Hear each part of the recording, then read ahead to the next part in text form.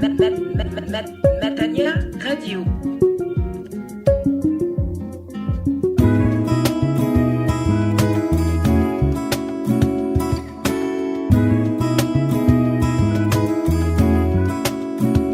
Chers auditeurs de Radio Matania, je vous salue dans le beau et précieux nom du Seigneur Jésus-Christ. Nous avons une prédication, c'est le chapitre 2 de la série des prédications qui a pour thème Jésus-Christ est le Seigneur, avec orateur le pasteur Claude Missindi-Mazi. Le texte de référence aujourd'hui se trouve dans 1 Corinthiens, le chapitre 12, les 3 premiers versets. 1 Corinthiens, chapitre 12, les 3 premiers versets. Et au début de cette prédication, je formule un sujet de prière au Seigneur en votre faveur, auditeurs de Radio Matania, à savoir que le Seigneur, par son esprit, imprègne dans vos cœurs la connaissance et la soumission à l'autorité de Jésus-Christ. À savoir que le Saint-Esprit vous révèle réellement la grandeur de l'autorité du Seigneur Jésus-Christ et que cet esprit vous amène à la conviction de vous soumettre à cette autorité, parce que la soumission à l'autorité de Jésus-Christ découle de la connaissance de son œuvre en notre faveur, et aussi parce que la vraie spiritualité découle de l'action du Saint-Esprit. Donc c'est vraiment ma prière afin que à la fin de cette prédication, de ce 2e chapitre, vous soyez, ou plus précisément, vous ayez au centre de votre vie, de votre vie spirituelle, de votre vie tout court, la Seigneurie du Christ. Et c'est là comme Paul. Lorsque vous lisez dans 2 Corinthiens chapitre 4, le verset 5, il en découle que la Seigneurie du Christ est au centre de la prédication de Paul. Que le Seigneur vous bénisse, que le Seigneur exauce ma prière et que vous soyez enrichis.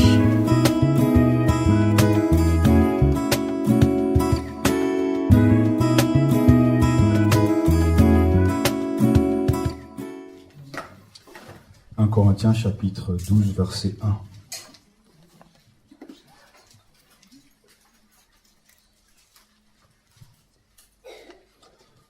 En ce qui concerne les réalités spirituelles, je ne veux pas, frères et sœurs, que vous soyez dans l'ignorance. Vous savez comment, lorsque vous étiez étrangers au peuple de Dieu, vous vous laissiez irrésistiblement entraîner vers les idoles muettes. C'est pourquoi je vous le déclare, personne, s'il parle par l'Esprit de Dieu, ne dit Jésus est maudit. Et personne ne peut dire Jésus est le Seigneur si ce n'est par le Saint-Esprit. Amen. Personne ne peut dire Jésus est le Seigneur si ce n'est par le Saint-Esprit. Alors, nous voulons prier que le Saint-Esprit nous aide à recevoir cette parole, à l'expliquer, et que nous puissions nous aussi avoir la même confession et la même vie. Prions. Dieu notre Père, nous avons besoin de ton aide, parce que nous savons que nous sommes faibles. Nous avons besoin de l'aide de ton Esprit Saint, parce que nous savons que dans ce monde, Satan est à l'œuvre. Et qu'il y a un voile qui empêche de te reconnaître comme le Sauveur et le Seigneur. Il a le pouvoir, Satan, de aveugler l'intelligence pour nous empêcher de comprendre. Mais nous savons que le chemin de la victoire commence par la compréhension. La liberté commence lorsque nous comprenons ce que tu es et ce que tu as fait. Parce que nous pouvons être contre toi. Nous pouvons même nous consoler d'être avec toi, mais pourtant nous sommes en dehors de ta volonté. Sur le chemin de Damas, Saul pensait te rendre un culte, pensait te servir, mais il était loin de toi. Jusqu'au moment où tu l'as arrêté. Tu as ouvert ses yeux. Il a pu dire, Seigneur, qui es-tu? Sur le chemin de deux de ses disciples allaient à Emmaüs, ils ne savaient pas que tu étais ressuscité. Il a fallu que toi tu t'approches d'eux, que tu leur expliques les Écritures, ce qu'ils savaient déjà, mais qu'ils n'avaient pas compris. C'est pour ça que nous avons besoin de ton aide. Parce que nous savons des choses. Nous savons beaucoup de choses à ton sujet. Mais cela n'est pas suffisant. Nous avons besoin de l'illumination de l'esprit, de la compréhension qui vient de toi, de cette intelligence qui vient de toi, pour comprendre les choses qui te concernent. Père, nous te demandons de nous accorder ce temps, cette grâce à cet instant, pour que nos enfants et ceux les plus âgés arrivent à te comprendre et à reconnaître que tu es le seul Seigneur. Que cela ait un impact sur nous. Je te prie aussi pour que ceux qui écouteront ce message au loin soient bénis de la même bénédiction. Parce que tu n'es pas limité. Parce que tu es celui qui domine sur toutes choses. Père, nous te bénissons. Jésus, nous te louons. Et nous rendons toute la gloire à l'Esprit Saint. Amen. Amen. Asseyez-vous.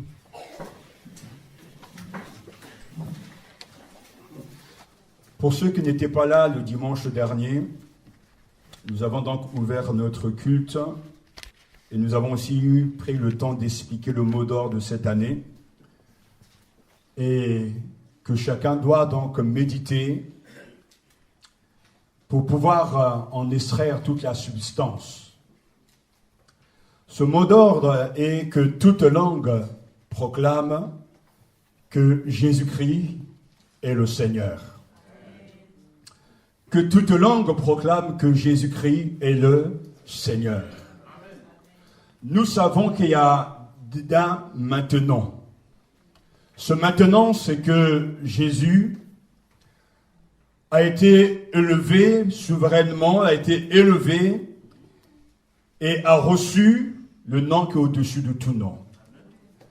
Le maintenant, c'est que Jésus était mort, mais maintenant il est ressuscité. Il a été exalté au plus haut des cieux.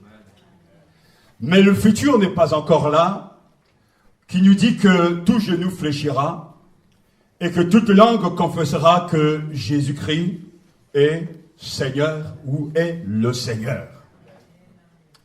Et avant qu'arrive ce moment particulier, unique dans l'histoire de l'humanité, où tous les hommes seront rassemblés, hommes et femmes, enfants, devant le trône et que tout genou fléchira, nous avons à vivre le moment présent en confessant cette vérité et en anticipant l'avenir.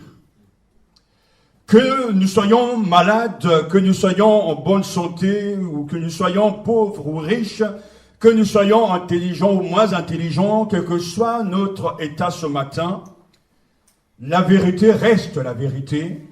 Jésus-Christ est Seigneur. Mais nous voulons que cette vérité soit pour nous une fraîche révélation, une découverte. Car j'aimerais dire que chaque fois qu'un message est prêché, nous avons un but que nous prenons devant Dieu. Et ce matin, si ton cœur est ouvert, si ton esprit est ouvert, je suis venu te transmettre un seul message. La seigneurie de Jésus-Christ. La seigneurie de Jésus-Christ.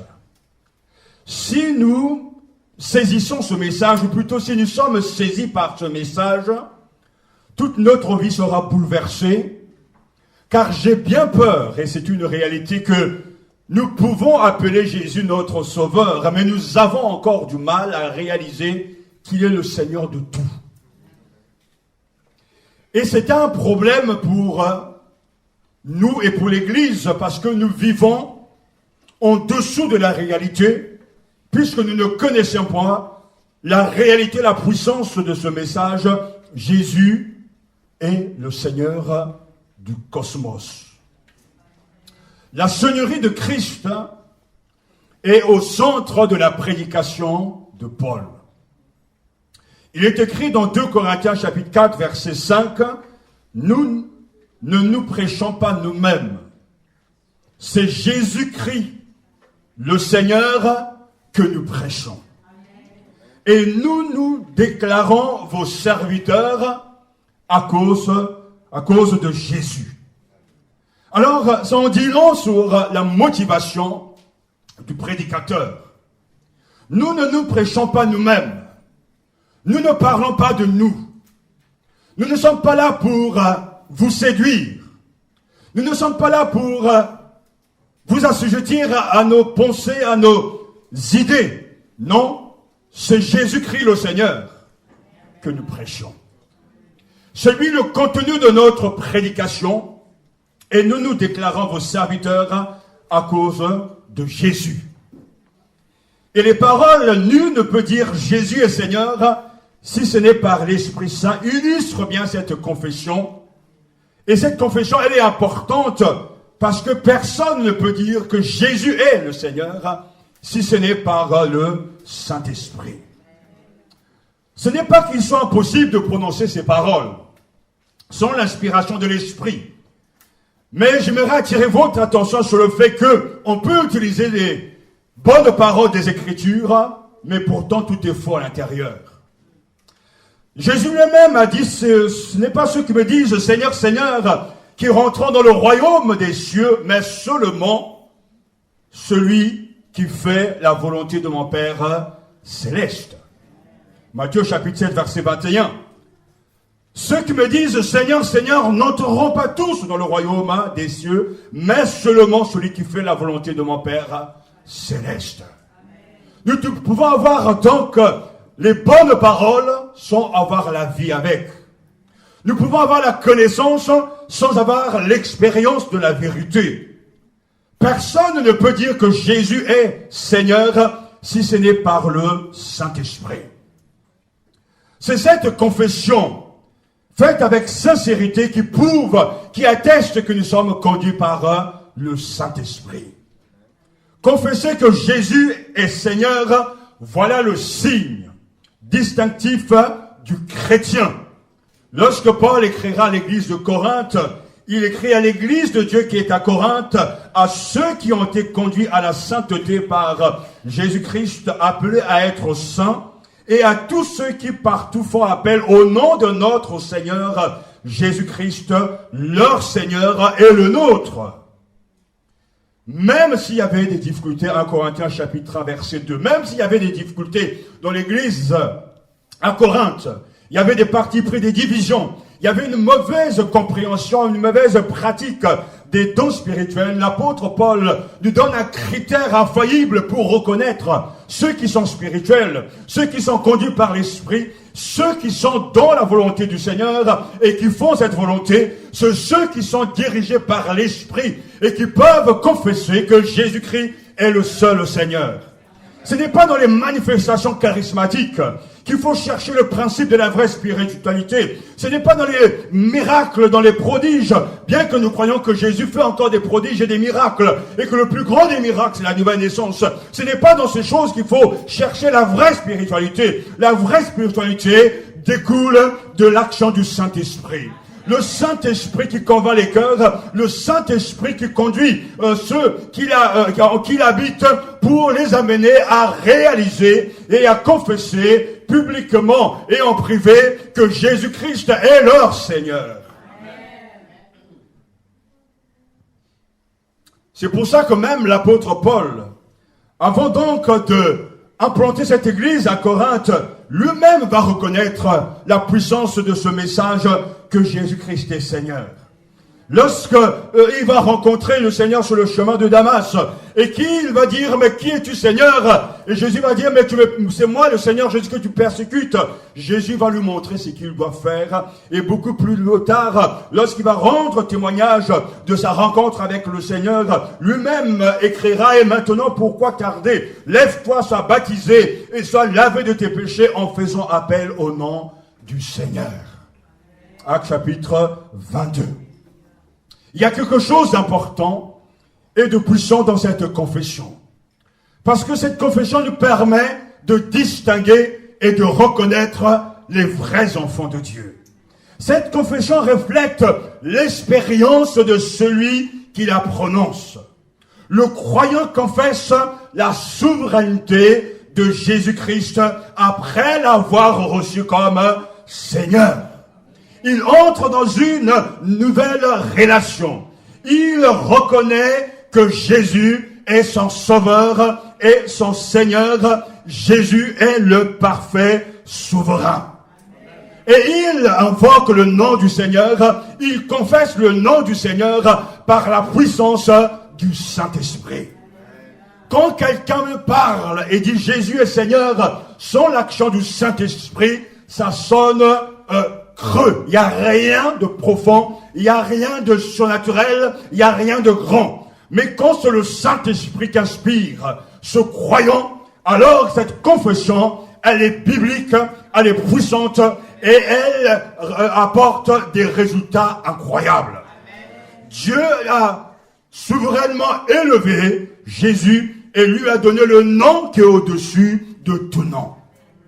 Dieu a donné à Jésus-Christ la souveraineté universelle. Ce que signifie le titre de Seigneur. Alléluia. Et ce nom, Dieu lui a donné par grâce, en récompense de son comportement de serviteur obéissant. Nul ne peut dire que Jésus est le Seigneur si ce n'est par le Saint-Esprit. Le nom que Dieu a donné à son Fils, c'est le titre, le nom de Seigneur. Il y a beaucoup de seigneurs dans le monde. Il y a beaucoup d'autorités dans le monde. Il y a beaucoup de prétendus dieux aussi bien que des autorités humaines, mais le croyant considère sa vie comme soumise à une seule autorité ultime, un seul Seigneur, Jésus-Christ. Il est soumis à Jésus-Christ non pas par obligation, mais par amour. Parce qu'il a donné sa vie au Seigneur, il reconnaît Jésus comme son souverain, comme son roi, comme son patron, comme son propriétaire. Parce que Jésus est le possesseur de tout. Et le culte rendu en son nom est rendu à la lumière de la connaissance de qui il est le Seigneur de l'humanité. Jésus ne nous impose pas son autorité, parce qu'il est mort pour nous. Il a porté nos péchés sur la croix. Et Dieu l'a souverainement élevé et lui a donné le nom qui est au-dessus de tout nom, afin qu'au nom de Jésus, tout genou fléchisse et que toute langue confesse que Jésus-Christ est Seigneur à la gloire de Dieu le Père. Donc nous ne sommes pas obligés de nous soumettre au Seigneur. Non, c'est plutôt un élan de reconnaissance, une juste appréciation de ce que Jésus a fait pour nous sous la croix. Puisque c'est lui qui a payé le prix de notre salut, nous nous soumettons à son autorité. Le Christ, comme nous l'avons entendu dimanche dernier, s'est fait obéissant jusqu'à la mort, et la mort sur une croix. Voilà pourquoi Dieu l'a élevé souverainement et lui a donné le nom qui est au-dessus de tout nom. Alléluia. L'apôtre, comme tout juif, s'abstient de prononcer le nom ineffable. Dans l'Ancien Testament, Dieu a révélé à Moïse son nom. Le fameux nom Yahvé.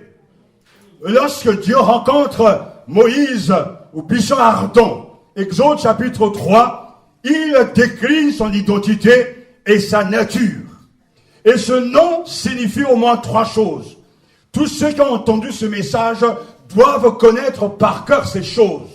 Je me réjouis, j'ouvre aussi une petite parenthèse, d'entendre ce matin les frères, particulièrement le frère qui a donné la signification du nom de Seigneur, de savoir ces choses qui ont été prêchées dimanche dernier, de mémoriser la définition des mots qui ont été en tout cas prononcés. Parce que c'est là une action de Satan, c'est de voler les Écritures. C'est de rendre les gens paresseux pour ne pas écouter, réécouter, méditer et méditer encore la parole de Dieu pour que cette parole devienne une parole vivante. Les choses n'arrivent pas comme ça.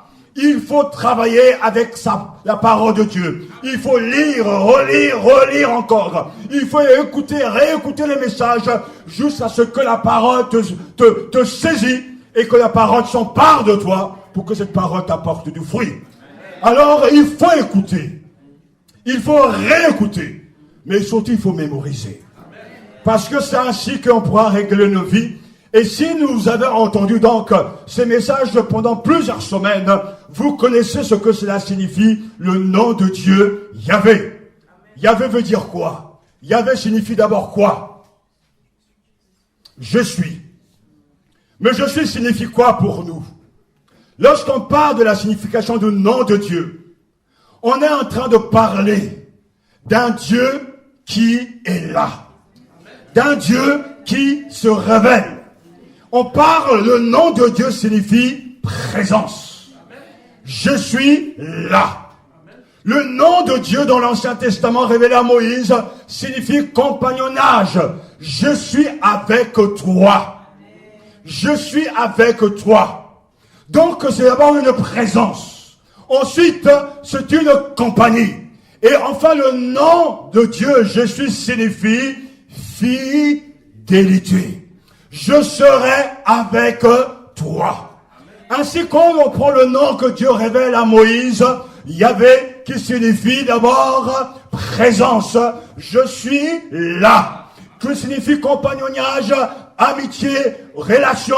Je serai avec toi. Et ce nom signifie aussi une présence sans fin. Je serai toujours là. Écoutez-moi bien, parce que c'est très important. Seul l'Ancien Testament connaît la révélation de ce nom. Jésus va venir. Jésus va recevoir le titre de Seigneur. Il va donc recevoir en plénitude le nom de Dieu. Ce nom qui jadis dans l'Ancien Testament ne pouvait pas être prononcé parce que c'est un nom sacré, a été traduit, remplacé par Adonai, qui veut dire maître et seigneur, et quand on a traduit l'Ancien Testament en grec, on a donc traduit ce nom par Kyrios, qui veut dire le possesseur, le propriétaire, le souverain, celui qui a le droit légal, l'autorité de exercer et de régner. Quand Jésus reçoit le nom, qui est au-dessus de tout nom, il reçoit le nom même de Dieu. Il reçoit la puissance, la présence, tout ce que cela implique. Quand Dieu l'a souverainement élevé et lui a donné le nom qui est au-dessus de tout nom, il a reçu ce titre divin. Et pour nous, dans la pratique, ça veut dire quand je dis que Jésus est mon Seigneur, je accepte et j'affirme qu'il est Dieu. Qu'il est Dieu. Le Père a donné au Christ, jusqu'à dans son humanité, son propre nom et son propre pouvoir. Tout pouvoir m'a été donné dans le ciel et sur la terre. Allez et faites de toutes les nations des disciples. Le pouvoir que Jésus a reçu, il l'a exercé pourtant de son vivant. Mais quand il a été ressuscité par le Père, élevé au plus haut des cieux, il a reçu l'autorité suprême. Alléluia. Jésus-Christ est le Seigneur. Jésus-Christ est celui qui est le vivant. Alléluia. Paul n'est pas le seul à proclamer cette vérité. Jésus lui-même, dans son ministère, lorsqu'il était ici-bas sur la terre, dans Jean chapitre 8, dira, quand vous aurez élevé le Fils de l'homme, dit Jésus, alors vous saurez que je suis.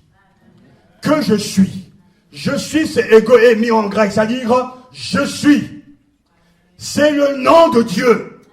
Quand vous aurez élevé le Fils de l'homme, vous saurez que je suis. Le contraire est vrai aussi. Si vous n'élevez pas le Fils de l'homme, si vous n'exaltez pas le Fils de Dieu, si nous n'élevons pas, si l'Église n'élève pas le Seigneur, il ne saura jamais que Jésus est le grand je suis. La révélation du nom de Dieu découle de la place que nous donnons à l'élévation du Christ. Si dans la vie de chaque croyant, tous les jours on élève le Seigneur, tous les jours il saura que le grand je suis présent est toujours là. Devant ces difficultés, devant les complications de la vie, s'il élève d'abord le Seigneur, au lieu de se focaliser sur ses problèmes, il saura que le grand je suis est toujours là. Alléluia. Alors vous saurez que je suis. Jean chapitre 8, verset 28. Et encore, il poursuit. Si vous ne croyez pas que je suis, vous mourrez dans vos péchés. Jean chapitre 8, toujours verset 24. Si vous ne croyez pas que je suis, vous mourrez dans vos péchés. Le Seigneur a reçu le nom qui est au-dessus de tout nom. Le pardon de nos péchés est lié à ce nom. En cette personne qui est Jésus. Quand cette personne, quand ce nom est saisi, compris, accepté, quand la Seigneurie de Jésus est acceptée, le croyant sera différent des autres. Parce qu'il porte en lui le grand je suis. Il porte en lui une présence. Il porte en lui le Seigneur de gloire. Il porte en lui celui qui est plus fort que celui qui est dans le monde, le Seigneur. Ce nom est puissant. Ce nom est précieux. Même les disciples ont expérimenté dans le récit de la passion.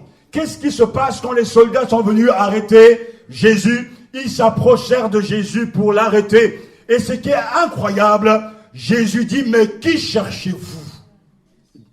Ils répondirent, Jésus le Nazaréen. Écoutez bien, la réponse de Jésus, c'est moi. En grec, c'est encore ego émi, je suis. Et qu'est-ce qui va se passer? Dès qu'ils entendent ces paroles, c'est moi, je suis, tout le monde tombe à terre. Parce qu'il y a la puissance dans cette présence. Jésus dit, alléluia, c'est moi, ils reculèrent et tombèrent à terre. Alléluia. Parce que c'est le nom divin.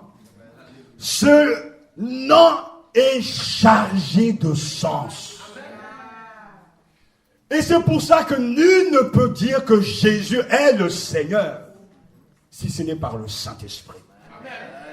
Si c'est par le Saint-Esprit que je prononce le nom de Jésus, la puissance qui est dans ce nom, l'autorité qui est dans ce nom va s'exercer.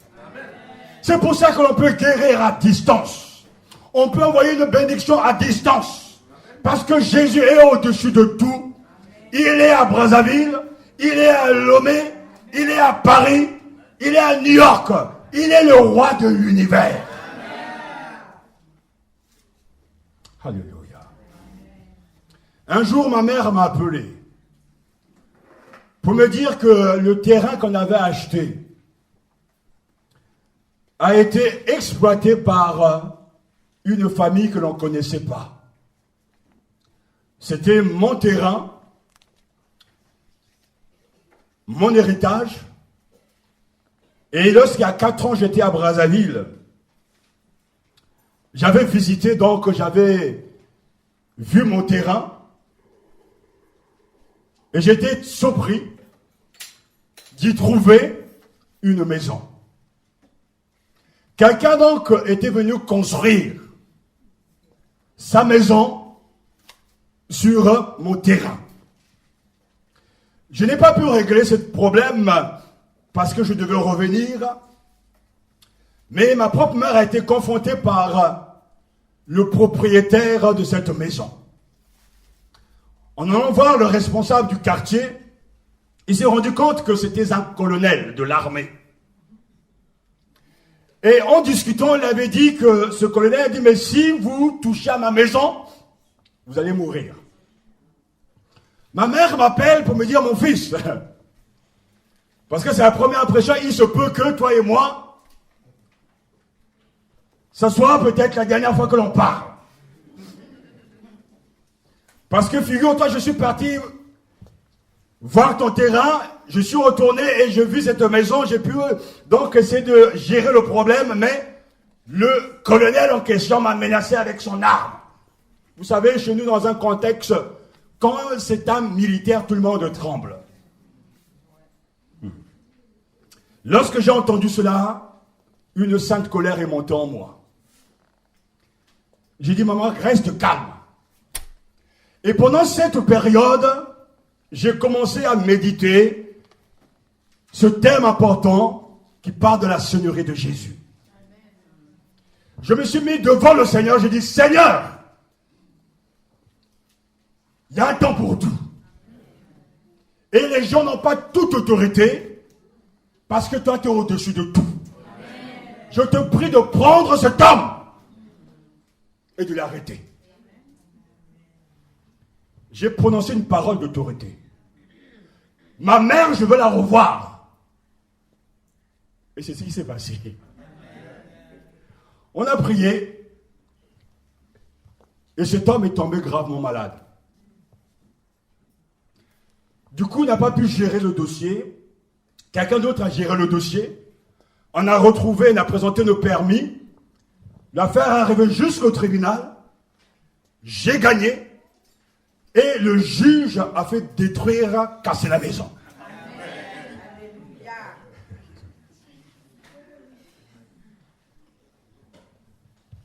Ce que je veux vous dire, le nom de Jésus n'est pas une formule magique. Mais quand tu marches avec le Seigneur, quand tu es à son service, tu seras capable d'utiliser son nom, non pas pour lier les gens, mais l'esprit qui anime les gens. Parce qu'il y a des gens qui chassent les démons sur des gens, alors que ce n'est pas une question de chasser des démons sur eux. Il faut chasser l'esprit qui les anime. Car Jésus a autorité sur ces esprits-là.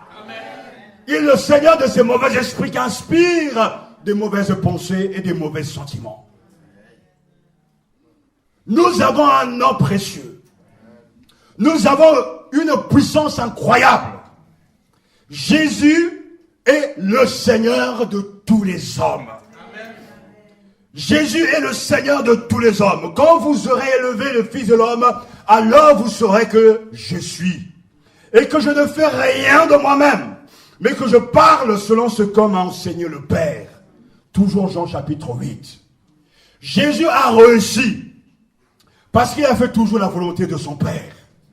Nous pouvons et nous devons réussir parce que nous avons un nom puissant. Alléluia. Jésus n'est pas Seigneur contre le Père ou à la place du Père, mais à la gloire de Dieu le Père. Alléluia. Quelle est la foi que l'Église a hérité des apôtres par les apôtres, qui a sanctifié ses origines? L'Église est devenue une Église inébranlable, une Église puissante. Parce que les croyants de l'église primitive, dans cette église, savaient en expérience, avaient expérimenté que Jésus est le Seigneur.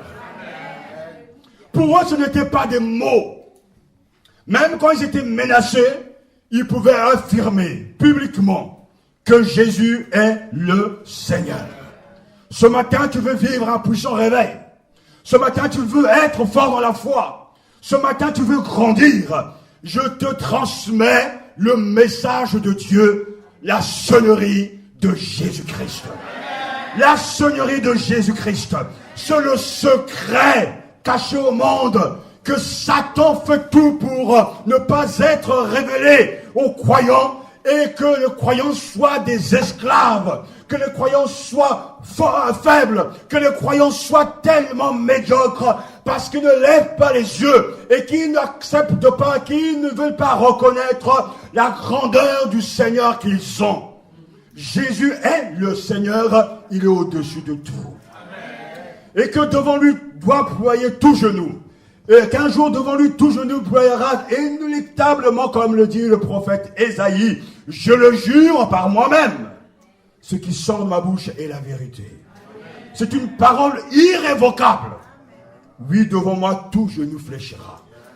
Par moi jurera toute langue. Amen. Je le jure par moi-même, dit le Seigneur. Ce qui sort de ma bouche est la vérité. C'est une parole irrévocable. Oui, devant moi, tout genou fléchira. Par moi, jurera toute langue. Ésaïe chapitre 45, verset 23. Seigneur, nous croyons cela. Nous accueillons cette parole. Qu'elle puisse aussi tomber sur nous. Qu'elle puisse nous saisir et réaliser que Jésus est le Seigneur. Rappelez-vous ceci. Seigneur est le nom divin qui nous concerne plus directement. Écoutez bien. Dieu était Dieu avant le commencement. Il a toujours été Dieu.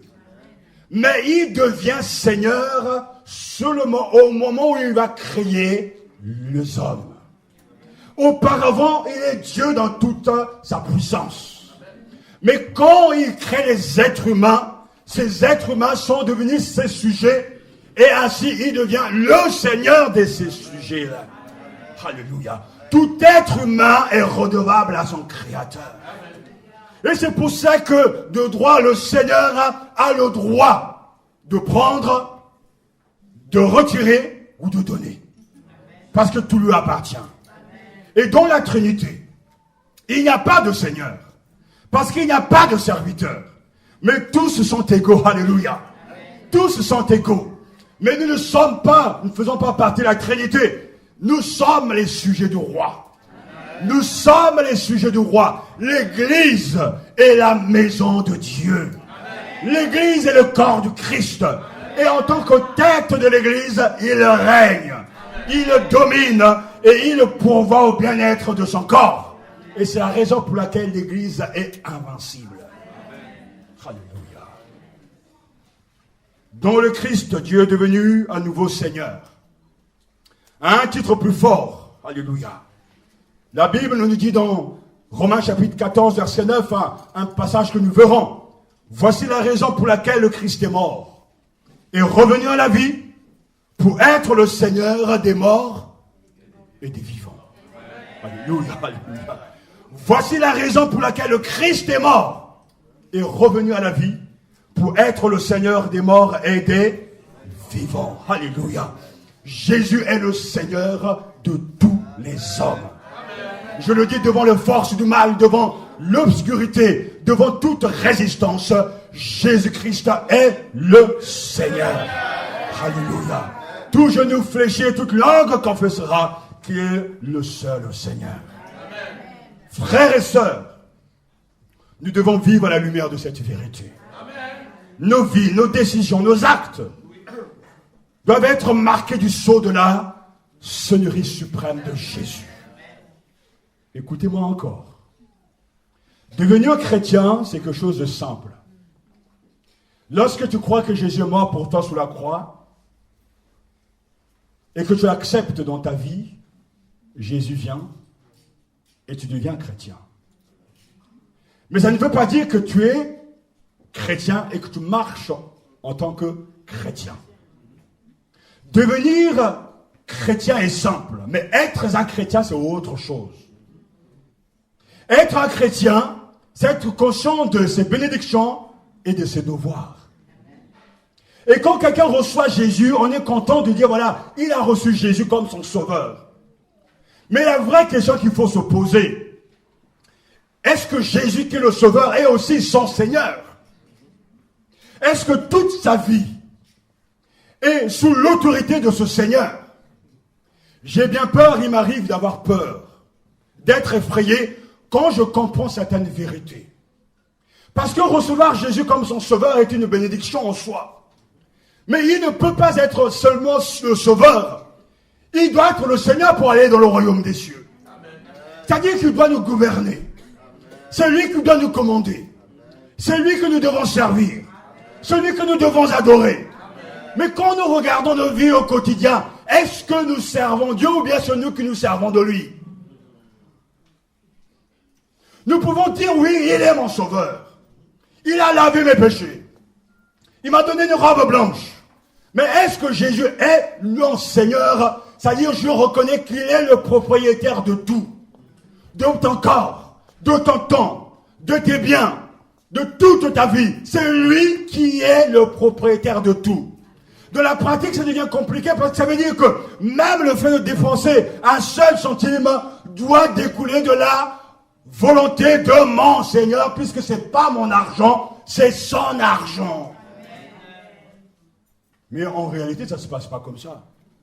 Je dépense ce que je veux parce que c'est mon argent.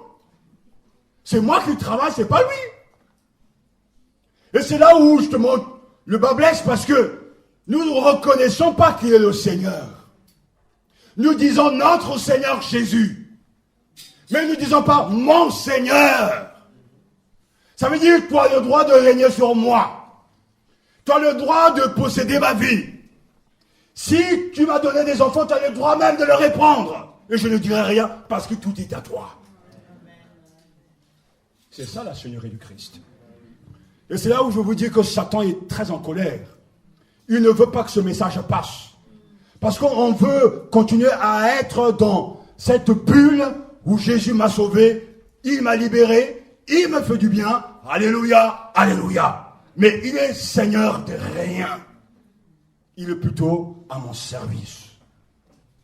Donc ce que l'apôtre est en train de nous dire, il faut bien comprendre qu'il ne s'agit pas d'une prière, mais d'une confession.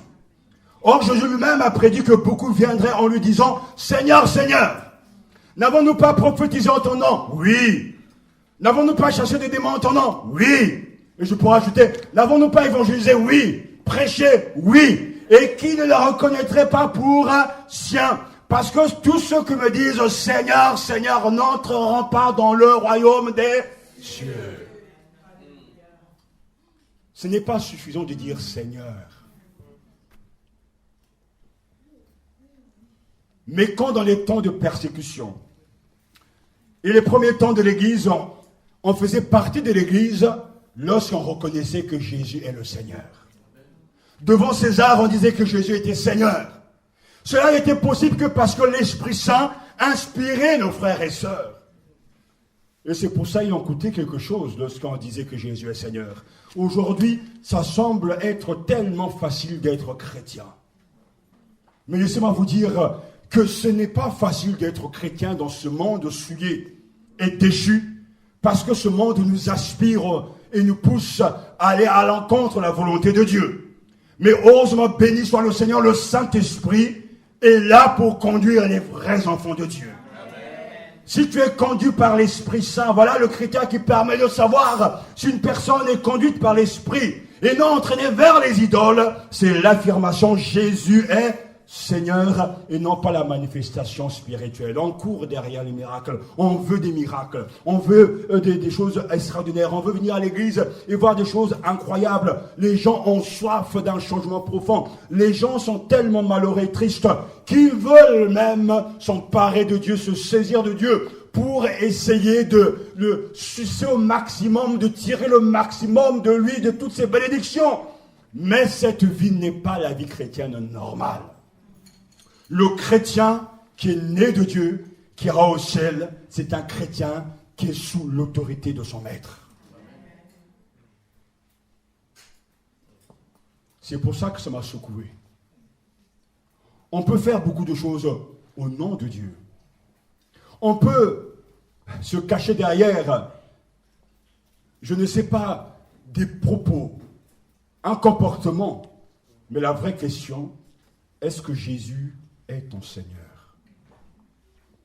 Seul le croyant conduit par le Saint-Esprit proclame que Jésus est le Seigneur. Quand c'est l'Esprit qui t'amène à accepter cette vérité, il y aura un bouleversement dans ta vie.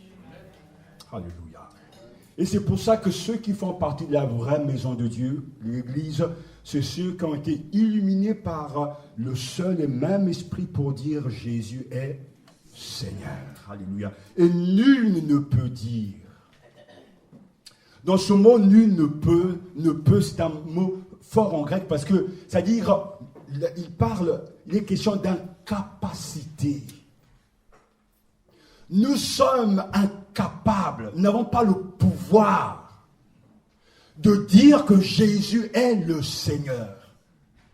Nous sommes capables sur le plan humain.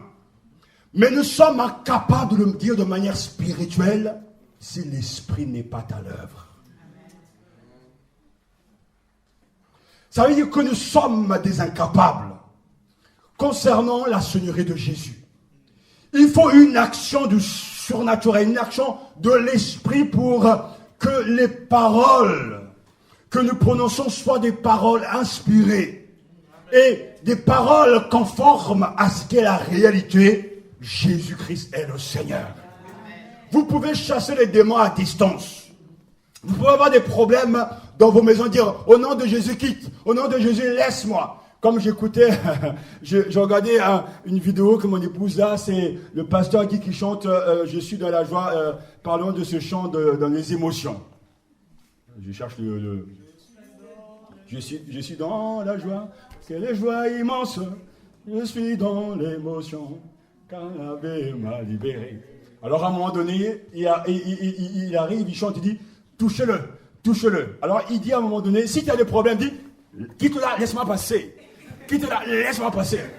Et je me suis dit, si c'était si simple. Quitte là, laisse-moi passer. S'il y a des obstacles, quitte là, je vais passer. Oh. Frères et sœurs, au nom de Jésus, il n'est pas question de dire quitte là, je vais passer. Parce que ça ne marche pas comme ça. Il faut porter Christ en soi. Ces chants, c'est un beau chant merveilleux populaire, je suis d'accord, il n'y a pas de problème. Mais à un moment donné, il faut savoir dire, mais si c'était si. Je me suis dit, mais quand j'ai entendu ça, j'ai rigolé dans ma jambe. Mon épouse me dit, mais pourquoi tu rigoles? Elle me dit, mais voilà, quitte là, je vais passer. Ah. Si c'était si simple. Alors là, on pourrait vraiment dire à beaucoup de cas et beaucoup de maladies, quitte là, je vais passer. Mais ça ne se passe pas comme ça. Il faut recevoir Jésus dans son cœur. Il faut vivre avec le Seigneur. C'est pour ça que je dis que ce nom n'est pas une formule magique. Jésus parle, quelque chose se passe. Les chrétiens, l'Église parle, quelque chose se passe. Parce qu'entre eux, le Seigneur, il y a une communion intime. Le pouvoir que nous exerçons est un pouvoir qui ne nous appartient pas. Nous ne sommes que des instruments, des outils entre les mains du Seigneur. C'est lui qui fait l'œuvre. Et c'est parce que nous croyons en son nom. Nul ne peut dire que Jésus est Seigneur si ce n'est par le Saint-Esprit. Alléluia. Tout est dans cette confession de foi. Il y a la vérité objective. Jésus est le Seigneur. Et quand on dit que Jésus est le Seigneur, c'est la conclusion de deux événements fondamentaux. Ça veut dire que Jésus est mort pour nos péchés. Et Jésus est ressuscité pour notre justification. C'est pourquoi Jésus est le Seigneur. Mais c'est une vérité que nous avons dans les Écritures. Et c'est pour ça que la Bible dit, si tu confesses de ta bouche que Jésus-Christ est le Seigneur, et si tu crois en ton cœur que Dieu l'a ressuscité d'entre les morts, tu seras sauvé. La foi qui sauve repose sur cette vérité objective. Alléluia. Si tu confesses de ta bouche que Jésus-Christ est le Seigneur. Le mot confesser veut dire la même chose que Dieu. Et si tu crois en ton cœur, parce que confesser c'est une chose, parler c'est une chose, mais croire dans son cœur. Si tu crois en ton cœur que Dieu l'a ressuscité, des morts tu seras sauvé. Alléluia. C'est pour ça que tout dans cette confession de foi. Jésus le Seigneur, c'est une vérité objective, mais en même temps aussi doit être une vérité subjective dans le sens où elle doit être une révélation en nous. Après Pâques, qu'est-ce qui s'est passé? Les disciples sont allés à la pêche. Et ils avaient travaillé toute la nuit sans rien prendre. Jésus s'approche d'eux. Il est avec eux, mais ils ne savent pas que c'est le Seigneur. Il leur pose la question, alors comment ça se passe? Ils vont dire, mais on n'a rien pris. Jésus dit, jetez le filet à cet endroit. Lorsqu'ils ont jeté le filet, parce qu'ils ont écouté la voix du Seigneur, il y a eu une quantité incroyable de poissons. Et un s'est écrié, c'est le Seigneur. C'était Jean. Il a eu l'illumination. Parce que Jésus agit, il reconnaît son Seigneur. Amen. La vérité objective, c'est qu'on sait ces choses dans nos têtes. Mais la vérité subjective, c'est qu'il y a une illumination intérieure. Amen. Une révélation. Et cette révélation vient de l'Esprit de Dieu. Amen. Qui est capable de te révéler la puissance qu'il y a dans le nom de Jésus. Amen. Qui est capable de te montrer que ce titre est un titre divin. Amen. Parce que Jean reconnaît que tu es le Christ, le Fils de Dieu. Il s'agit de quelque chose de tout à fait incroyable. Jésus est Seigneur. Jésus est roi. Jésus domine. Jésus agit. Et nous devons croire ces choses et nous devons les accepter. Mais ces vérités feront partie de nous que lorsqu'il y aura la lumière de Dieu. Et un jour j'ai dit ceci. Dans la Bible, dans le Nouveau Testament, dans les évangiles, les démons n'ont pas eu du mal à reconnaître la divinité de Jésus. Non, ils n'ont pas eu du mal. Ils étaient là à dire, on le sait, tu es le Fils de Dieu. Tu es le Messie. Tu es le roi. Enfin, ils n'avaient pas du mal à le reconnaître, mais à aucun moment, aucun démon n'a reconnu, n'a dit que Jésus est le Seigneur. Et il faut se poser la question, pourquoi? Rappelez-vous ce que je viens de vous dire. Avant la création, Dieu a toujours été Dieu. Le titre, le nom de Seigneur est venu parce que Jésus a été obéissant jusqu'à la mort, même jusqu'à la mort sur la croix. Donc Dieu l'a souverainement élevé et lui a donné le nom qui est au-dessus de tout nom, afin qu'au nom de Jésus, tout genou fléchisse dans les cieux, sur la terre et dans la vie, mais que toute langue confesse que Jésus-Christ est Seigneur. Lorsqu'on confesse que Jésus-Christ est Seigneur, cela sous-entend que je me soumets à son autorité. Un démon ne peut pas dire ces paroles parce que ça veut dire que s'il dit ces paroles, il est obligé de changer de nature. Est-ce que vous comprenez ça? Je suis d'accord pour dire Jésus de manière reculée, tu es le Fils de Dieu. Ok, c'est un fait qui est tellement distant, qui est loin de moi. C'est un état de fait. Tu es le Fils de Dieu. Ah. Mais quand je dis tu es le Seigneur, ça veut dire que lui, il prend l'autorité sur moi. Et le démon lui a dit, niet. Satan ne pourra jamais prononcer le nom du Seigneur. Parce qu'il est obligé de se soumettre, de devenir un ange de lumière. Mais c'est impossible. Pourquoi l'Église a cette puissance-là? Et pourquoi nous avons du mal à comprendre?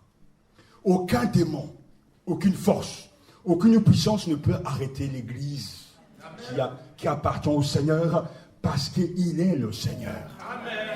Pour nous, il est facile de dire Jésus-Christ notre Seigneur. Ça, c'est la généralité. Mais toute autre chose de dire que Jésus-Christ est mon Seigneur et notre Seigneur.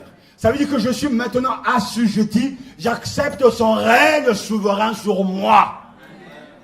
Et au quotidien, tout ce qui va arriver, tout ce qui ne va pas arriver, si ma vie est dans ses mains, entre les mains du Seigneur, j'accepte sa souveraineté. Fais comme tu veux, Seigneur. C'est toi qui décides. Tu ne veux pas me bénir dans ce contexte, c'est toi qui décides. Non pas ce que je veux, mais ce que toi tu veux. C'est pour cela que si ce matin, la reconnaissance de la Seigneurie de Jésus-Christ est reçue, acceptée par tous, toute votre vie va être chamboulée.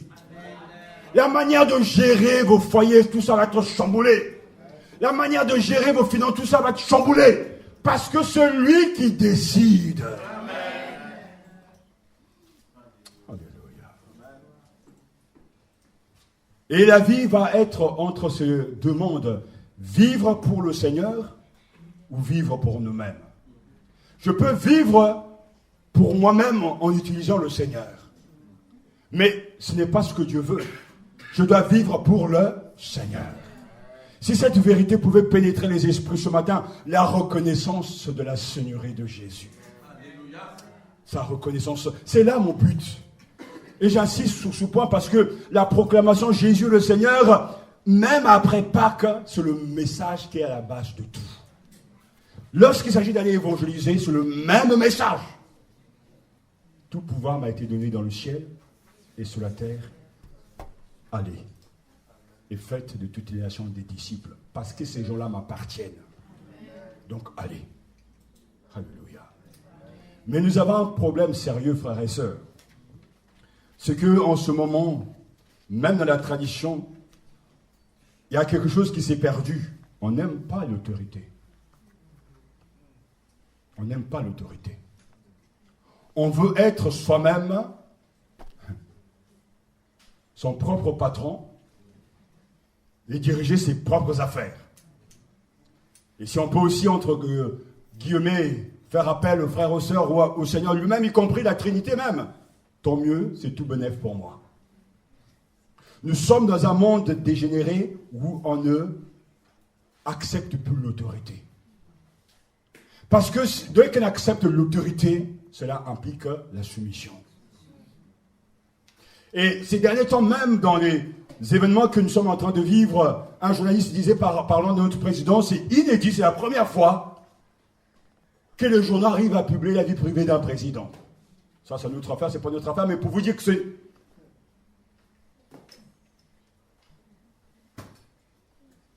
Ça n'existait pas auparavant, parce que tout ça était secret.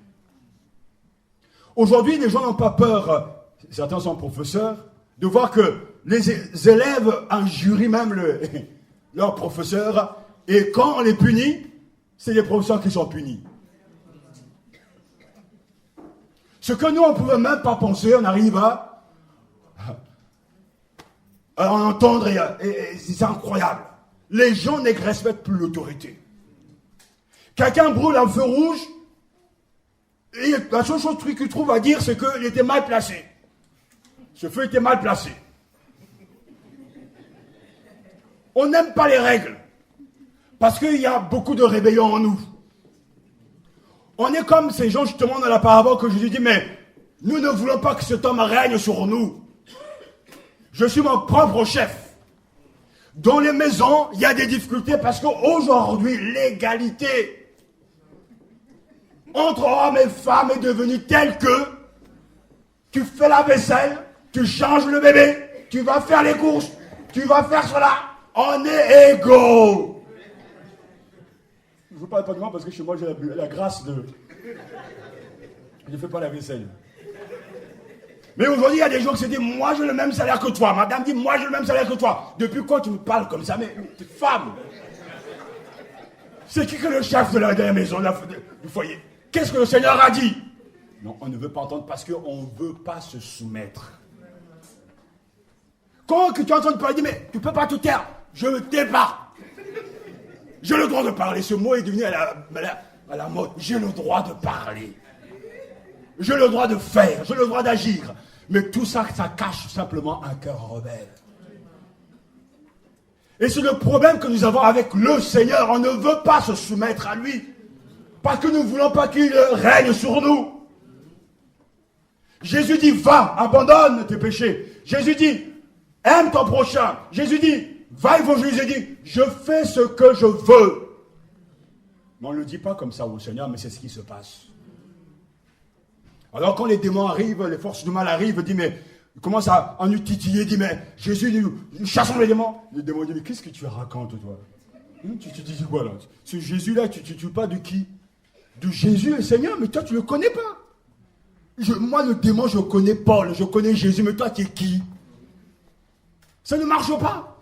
Donc on fait des campagnes, des séminaires de chassement de démons. Je peux parler comme ça. Le même, au nom de Jésus, au nom de Jésus, au nom de Jésus, au nom de Jésus, au nom de Jésus, 7 fois, au nom de Jésus. Mais non, mais il faut peut-être ajouter une 8e fois. Parce que ça c'est quand même le chiffre de la résurrection. Et ça ne bouge pas. Pourquoi? Parce que on pense que c'est une formule magique. Ce n'est pas une formule magique. Mais si ton cœur est soumis au Seigneur, tu marches avec lui. Quand tu prononces les paroles au nom de Jésus, lève-toi et marche. La même autorité se manifeste parce que celui qui est en toi, c'est le Seigneur. Notre problème, c'est d'être en communion à règle avec lui et d'accepter son autorité. Nous avons des problèmes dans les églises, nous avons des problèmes dans la société parce qu'on ne veut pas se soumettre. Aujourd'hui, on ne respecte même plus les personnes âgées. La dernière fois, je passais et puis il y avait une vieille dame avec sa canne. J'ai dit, ah bon monsieur, c'est vraiment gentil de votre part. Vous voulez vous asseoir, madame? Non, monsieur. Ah, c'est rare les gens comme vous. Je vois deux jeunes qui arrivent avec sa casque même dans le bus, vient s'asseoir avec une personne. Alors qu'il y a une personne âgée là devant, au lieu de laisser s'asseoir, non, il va s'asseoir. Et puis gentiment, il dit, lève-toi. Tu ne peux pas céder la place un peu à cette dame âgée. Et alors, je paye aussi mon ticket comme toi, hein, mec. Hein.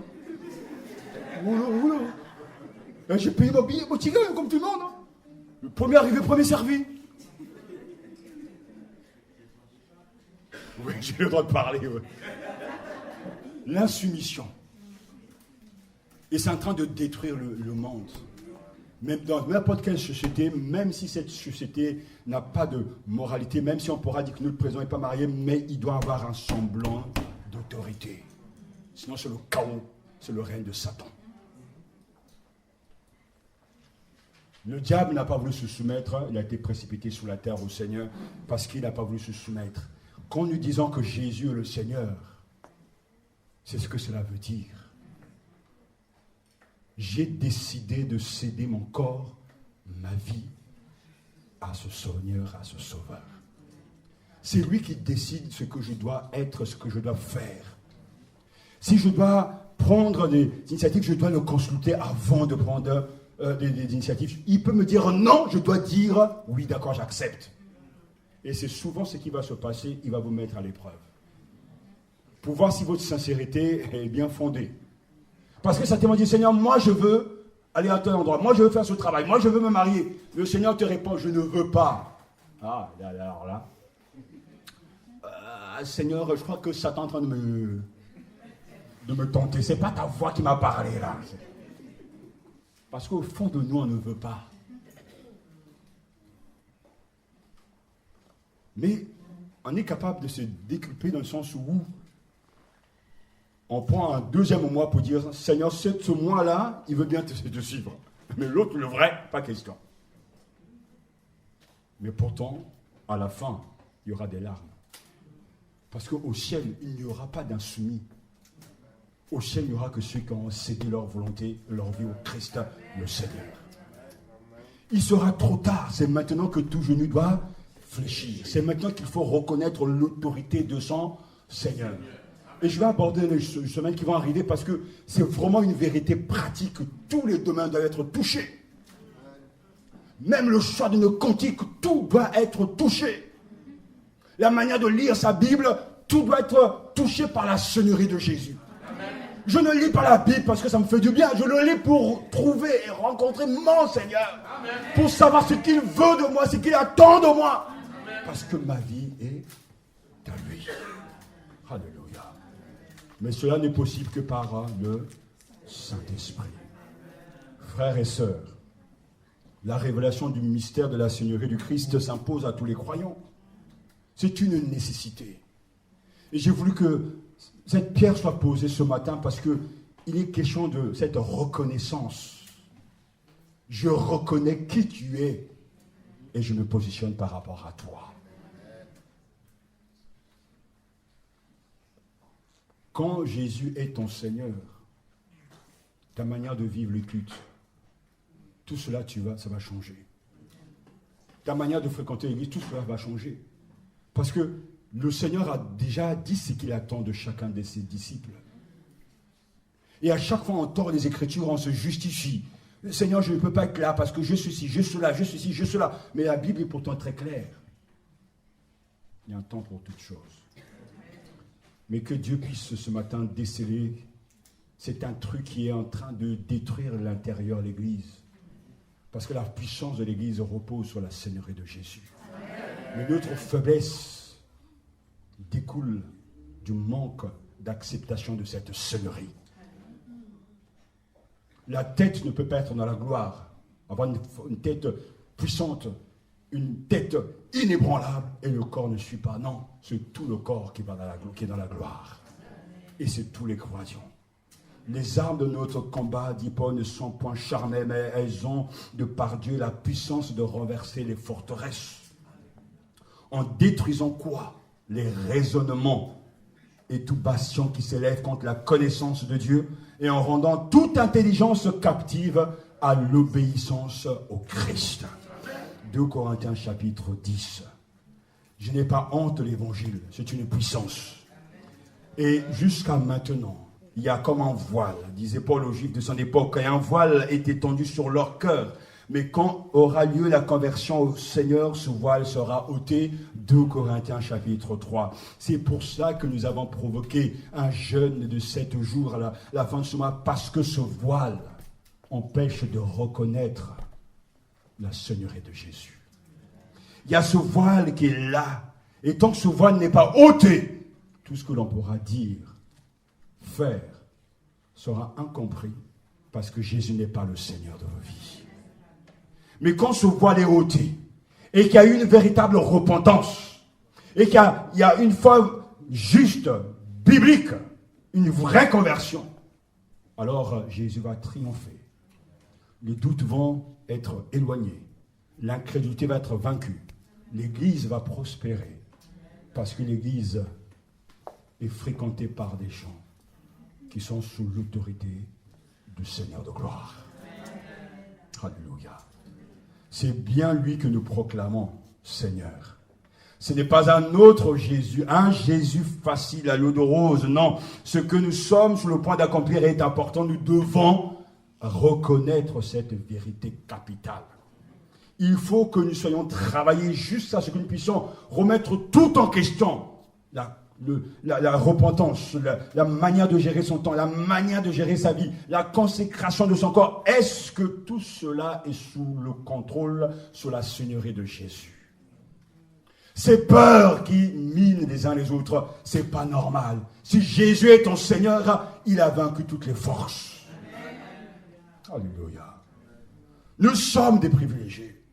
Jésus a accepté d'être salué comme un roi pour rire, pour que nous puissions avoir le privilège de fléchir humblement le genou devant lui. Il a accepté que l'on s'agenouille devant lui par moquerie, pour que lui puisse porter nos fautes et que nous puissions aussi l'adorer en esprit et en vérité. Nous devons comprendre ce que nous sommes en train de vivre. Maintenant, il est à la droite du Père et qu'il est présent par son esprit au milieu de nous. Que ses yeux voient tout genou se prosterner et qu'il en soit de même de l'esprit, du cœur, de la volonté, de tout. Que ses oreilles entendent le cri de joie qui jaillit du cœur des rachetés. Jésus-Christ est le Seigneur, à la gloire de Dieu le Père. Amen. Alléluia. Seul le croyant, conduit par le Saint-Esprit, proclame que Jésus est le Seigneur. L'exaltation de Jésus est un hommage rendu à la gloire du Père, mais notre reconnaissance et acceptation de sa seigneurie est un hommage rendu à la Trinité. Alléluia. Que Dieu éclaire chacun. Alléluia. Nous voulons prier.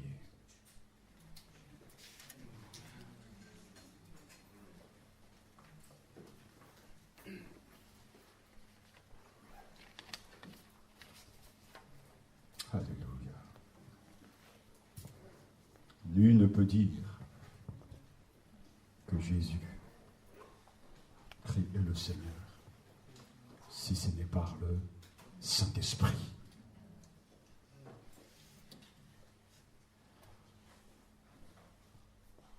Dieu attend ta réponse. On ne peut pas recevoir cette révélation parce que on va s'agiter, on va être sincère, on est sincère, mais on se prépare, on est disposé, on vient au pied de la croix, on est humble, on voit ses torts, on reconnaît ses torts, on les confesse au Seigneur, on se répand de tout son cœur et on accepte le pardon de Dieu. On reçoit le Christ dans son cœur. On ne fait pas de lui le Seigneur, il est devenu Seigneur. Mais on accepte de se soumettre à lui. Et qu'il lui-même dirige nos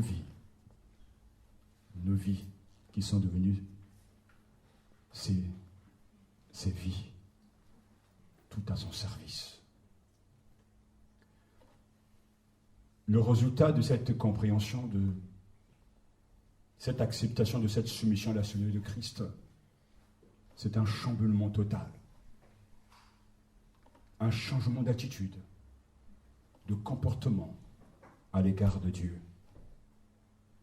à l'égard de l'Église et à l'égard de tes propres besoins. Je sais qu'il est ici. Et j'ai cru comprendre que Satan ne veut pas entendre ce message parce qu'il sait que c'est sa défaite. Mais nous proclamons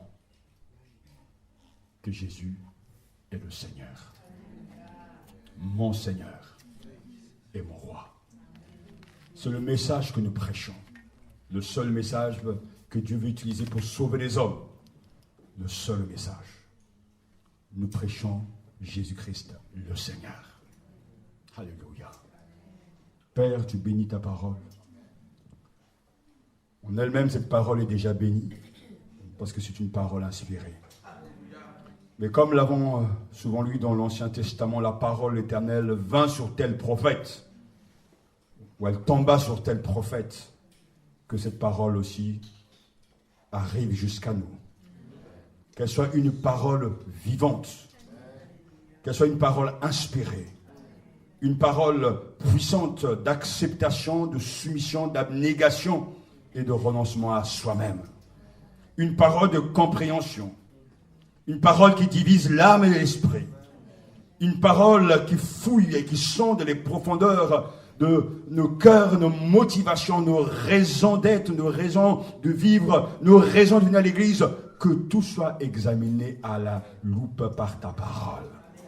Nous te prions que le Saint-Esprit soit à l'œuvre dans chaque cœur, pour que la lumière brille au sein des ténèbres et que le Christ soit le roi et le seul Seigneur dans chaque vie. Je te prie, Seigneur, que nous puissions comprendre cela, que nous sommes incapables, alors que nous pouvons le faire tant de fois, même 1000 fois par jour, de dire que Jésus est Seigneur, mais cela n'a point de force, sauf quand c'est le Saint-Esprit qui est à l'œuvre. Alors, que l'Esprit soit à l'œuvre, qu'il te glorifie. Parce que nous savons qu'un jour viendra, comme tu l'as juré par toi-même, parce que cette vérité est sortie de ta bouche. Oui, devant toi, tout genou fléchira, et toute langue confessera que tu es Seigneur. Je te rends grâce pour la révélation de ce mystère. Jusqu'au IIIe siècle, cette vérité a été perdue. On s'est tellement focalisé sur tant de choses. Mais je te bénis parce que tu as su déterrer cette vérité pour nous, pour remettre les choses à sa place, que tu es le Seigneur de tous les hommes. Aucun puissant, aucun gouvernement, aucun prince, aucun président n'est au-dessus de toi. C'est toi qui conduis l'histoire. Et cela est une consolation pour nous parce que que ce soit nos problèmes au quotidien, nos soucis d'argent, nos soucis de salle, nos soucis de l'église, Seigneur, nous savons que tu es au-dessus de tout. C'est pour ça que nous sommes branchés. Seigneur, à cette source de joie, d'espérance, de patience, tu es le Seigneur. Ton règne a déjà commencé. Ton gouvernement est là déjà. Ton règne avance. Des âmes sont touchées par ta parole. Tu sauves à l'annonce de l'Écriture. Tu fais passer des ténèbres à la lumière. De la puissance de Satan à la puissance de Dieu. Du royaume satanique au royaume céleste. Ces choses sont là jusqu'au jour viendra où tout genou fléchira devant toi et toute langue confessera que tu es Seigneur. Nous reconnaissons ta place, ton élévation, ta suprématie, ton autorité, ton pouvoir absolu. Béni sois-tu, Seigneur. Et que nos petitesses soient changées en cris de joie de victoire, parce que le Seigneur a déjà remporté la victoire. C'est Jésus-Christ le Seigneur que nous prêchons. Alléluia. Amen, amen. Rassemblés